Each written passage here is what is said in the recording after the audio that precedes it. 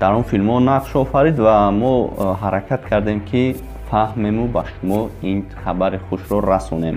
Барои пешрафти кори мо якум дар видео лайк гузоред ва видеоро худ ёзир дар имо поделиться кунед, баъдан бишинем ба ҳазур тамошо кунед. салому алайкум бародарон ва хоҳарони азиз, хуш омадед ба канали Ҳамнаво. Бо шумо ҳастам Али Акбар. Рости гап, рӯзҳои охир мебинем дар шабакаҳои иҷтимоӣ бисёр наворҳои Пулот Алемдар, яъне дар филми Водии Гургон нақш офаридааст. дар ҳақиқат дар ман бисёртар савол метавад ки мисол ту дар бораям чӣ мегӯй ки ҳама ҳами реклама кеста ки мурдаи Пулот Алемдар дигар кино намешава ису усу. хулосаи гап, мо ба як қарор омадем ки бигзор чанд наворе ки бошад, бигзор мардум чизе ки гӯяд, мо гапи онро мисол нигоҳ намекунем. чизе ки подписчикои ман хоҳиш кардан ҳатман иҷро мешавад, дар бораи чизе бошад. ва хостам ки имрӯз дар бораи ҳунарманди турк, яъне Пулот Алемдар, Неҷати Шашмаз номи аслияш, як навор гирему дар борааш камеам бошад суҳбат кунем. пеш аз видеоро сар кардан ҳатман як хоҳиш мекунам ки таги ҳамин видео бидроен, як ссилка мондагиа, ҳатман обуна шавен, беҳтарин мешавад, беҳтарин каналай. ҳатман ҳамин корро бикунем, баъд биен видеоро ман сар мекунам.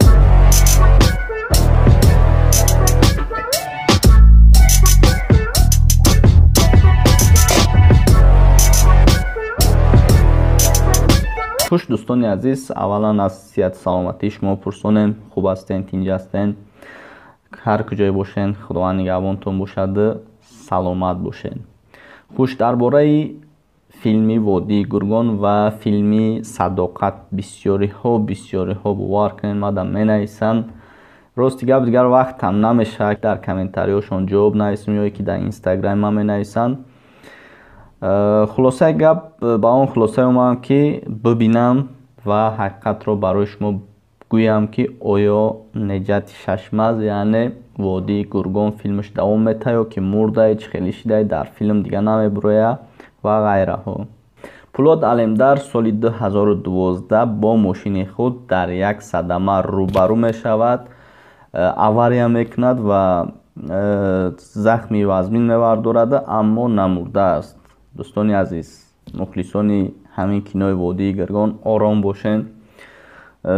чизе ки ҳаст ҳамро мегем ки мисол хавотир нашавем, филми навш мебирояд, Пулот Алемдар мурдагӣ нест. ҳамин хел дӯстони азиз. ва дар бораи филми Садоқат, яъне Йигит Орҳан Бейиклам маълумот медиҳем ки он ҳам филми худро бароварда истодааст ва рӯзҳои наздик пешкаш шумо мегардонад.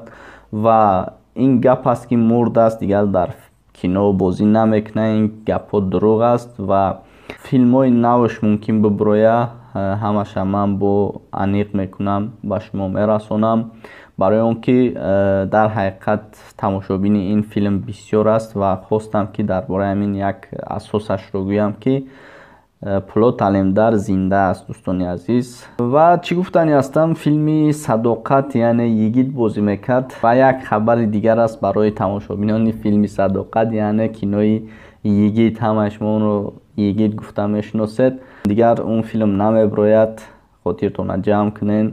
филми Садоқат дигар умуман намебироя. мо ҳамроҳи Йигит дар суҳбат шидем, яъне алоқа дабромем. дигар филми Садоқат дабозӣ намекунад ва филми Садоқат худшам намебироя. ва гуфтанием ки Орҳан Бейиклӣ номи Йигит, номи аслияш Орҳан Бейиклӣ мебошад. филми нав кадестаи худаш, филми кӯтоҳ дар рӯзҳои наздик ман ба шумо боз мерасонам ки дар куҷо мебирояд ва филмро чӣ хел шумо дастрас мекунеду тамошо мекунед. ва хулосаи гап, ҳаминро гуфтанӣ будам ки филми Водии Гургон мебарояд. интизор шавен. барои пешрафти кори мо чӣ кор мекунен? ҳамин видеоро ҳамада паҳн мекунен бисёр дар одноклассники, вконтакте, ки бифаҳманд ки ҳамин мард зинда ҳай, филми навш мебирояд. интизор шавен. پولاد علمدار نقش اساسی سلسله فیلم های وادی گرگان ترور، وادی گرگان عراق و وادی گرگان فلسطین می باشد. از طرف نجاتی ششماز بازی کرده و از طرف امود تبک آواز داده شده است. نجاتی ششماز پسر عبدالقادر ششماز 15 دکبر سال 1971 در شهر الازی جمهوری ترکیه به دنیا آمده است. ریشه اساسی آنها زازا بوده. پدرش عبدالقادر، مادرش سهیل نام دارد. او صاحب دو برادر است، رجی ششماز و زبیر ششماز. ششماز که کسب واقعیش سیاحی می باشد، تحصیلات خود را در کانادا به انجام می رساند. نجاتی بعد 6 ساله که در کانادا بود به مملکتش برای مدت بازگشت و حین بازگشت به کانادا 11 سپتامبر سال 2001 که در امریکا ناتنجی ها بود طیاره‌اش بر کانادا نرسیده به ترکیه برمیگردد. بعد این ترکش او قرار میدهد که دیگر به کانادا نرود. من بعد او در ترکیه زندگیش را دوام میدهد. او در انکره اگنتی سقورتا کشوده کار میکند. در نگذاشته با عثمان سنو به همکاری نشست. عثمان سنو که میخواست یک سلسله فیلم کند او را به نقش اساسی تکلیف کرد و نجاتی تکلیف را قبول کرد. سال 2003 سلسله فیلم وادی گرگان برآمد و در اینجا نجاتی نقش پولاد علمدار را اجرا کرد. او در ارتش همگی 28 روز خدمت کرده است. نجاتی یک کتاب شعر نیز دارد که شعرهای الهی هم در آنجا دیده می شود. در وقت جوانی در انکره عاشق می شود و عشقش را در کتابش نوشته است. نام کتابش عکش می باشد. 12 دکبر سال 2012 ششماز با ناگهان کشکچی خانه‌دار می شود. 2 نوامبر سال 2014 در اثنای نوارگیری فیلم به صدمه دچار می شود و جراحت وزنین می بردارد. چه خیلی که همگان می دانند در شبکه های اجتماعی خبرهای پخش شدند که گویا نجاتی ششماز یعنی پولاد علمدار وفات کرده باشد.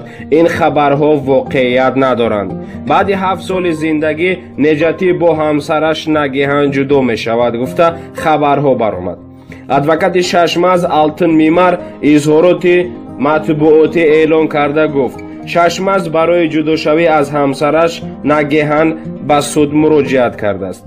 ناگهان ششماز سال 1992 به دنیا آمده است. این جفت بعد ازدواج سال 2013 صاحب پسر شدند و نامش را علی نادر ماندند و سال 2017 صاحب پسر دوم یونس امیر شدند. حاضر باشد این دو جفت خانه‌دار نیستند و نجاتی تا حال در قید حیات است و سلامتیش خوب می باشد. درباره یکی از پرمخلص‌ترین در تاجیکستان این شخص می باشد یعنی اورهان بیکلی و درباره فیلمی نوش که فیلمی کوتاه میبرد و در کانال یوتیوب خودش میگذارد. درباره آن همونها صحبت میکنیم و دل شما را هم شاد میکنیم. اورهان بیکلی یعنی فیلمی یگیت و در فیلمی صداقت عارف با شما صحبت میکنیم. طولی چند روز است راستی گپ بسیار SMS ها میگیریم ولی نصیب ما نویسندگی شما را در روی اکران میمونم. بسیارتون میپرسن که فیلمی یگیت کی میبراید، در کدام فیلمو نقش میآفره و غیره ها. خلاصه گپ امروز با اون خلاصه اومدم که درباره فیلمی یگیت یعنی اورهان بیکلی با شما کمی باشد معلومات دیم و یک خبر خوش است برای هواداران فیلمی یگیت. شخصی که مثال در فیلمی حامیان و در فیلمی صداقت با تاجیکی بگیم در اون فیلم ها نقش آفرید و ما حرکت کردیم که فهمیم و با شما این خبر خوش رو رسونیم. دونم که در تاجیکستان بسیار که مخلص آن هستند این شخص اورهان بیکلی است، یعنی با تخلص یگیت در فیلم حامیان و در فیلم صداقت با نامی عارف بود و بعدا خواستیم که این خبر خوش رو با شما رسونیم. فیلمی کوتاه میبرد یعنی تصمیم گرفت که اکنون من روی صحنه برایم و مخلصان خود را شاد کنم. اورهان بیکلی یعنی عارف تصمیم گرفت که اکنون کانال خودش رو در یوتیوب و این چنین فیلم هایی که میبرد در کانال خودش میشود. شب یکم قسمی فیلم کوتاهی اورهان بیکلی در کانال خودش میشود. حتما در آمده تماشا کنید. از من تیزرش رو میمونم تماشا کنید و بعدا با صحبت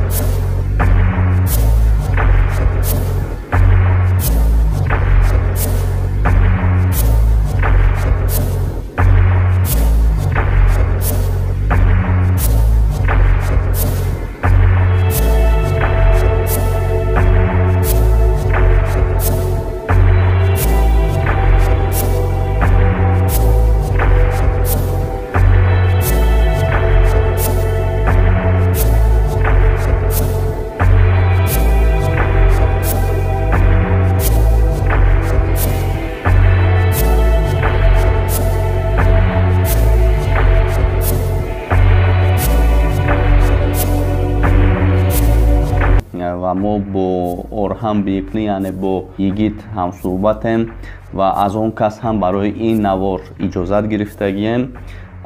برای شما همه کار ما میکنیم و برای شما دل شما رو شاد میگردونیم. خواستم این خوشخبر رو برای شما رسونم. با یگون سوال باشد یگون چیزا باشه حتما در کامنتاری که در روی اکران میبراید در اینستاگرام هم نویسید، حتما جواب میدیم در شما. ویدیو دا لایک مونید، ویدیو را پدلیت کنید در ایمو، واتساپ و دیگر شبکه‌های اجتماعی. باقی سربلند و خانه آباد باشید.